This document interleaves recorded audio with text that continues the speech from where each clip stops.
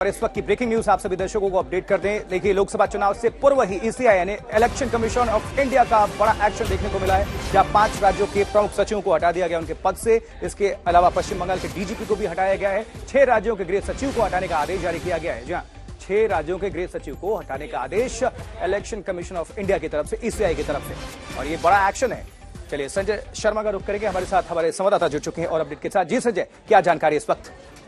Election commission ने अभी अपनी जानकारी में बताया है कि इन सारे लोगों को तत्काल प्रभाव से, क्योंकि इनके रवैये को लेकर उनके पास कुछ ऐसी जानकारी आई है जिसे रिवील तो नहीं किया है, लेकिन ये अवश्य कहा है कि फिलहाल अभी इन स्टेट के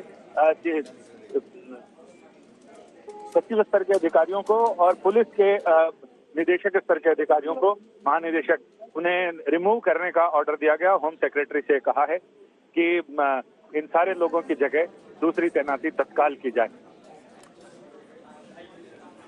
चलिए, अंजना ओम कश्यप हमारी वरिष्ठ सहयोगी जुड़ चुकी हैं और इस खबर पर अपडेट आप सभी को करने के लिए। अंजना, इसके मायने और इसके संदेश जो हैं वो समझाइएगा। अंजना ओम कश्यप हमारे साथ जुड़ी हुई है। अंजना, ये जो इलेक्शन कमीशन ऑफ इंडिया का ये एक्शन हमें देखने को मिल रहा है लोकसभा चुनाव से पूर्व, उसके क्या इंडिकेशन है, क्या मायने हैं?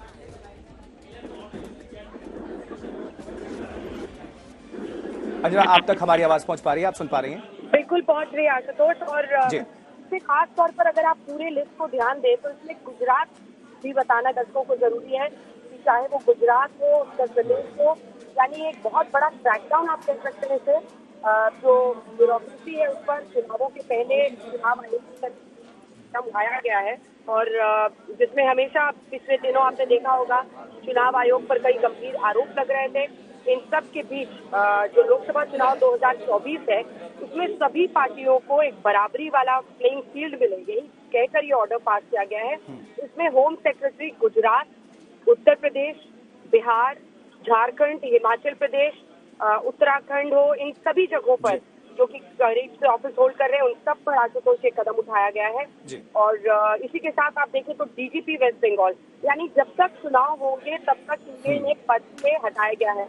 अब ये स्टेट का प्रेरोगेटिव है, वो 3 एक पैनल बनाकर भेज सकते हैं, उसमें आगे नियुक्तियां हो सकती है, लेकिन तब तक के लिए पद से इन सबको, जिसमें डीजीपी वेस्ट बंगाल भी है, जिन्हें असेंबली, मतलब जब विधानसभा चुनाव 2016 में हो रहे थे और 19 विधानसभा चुनाव में भी ये कदम उठाया गया था।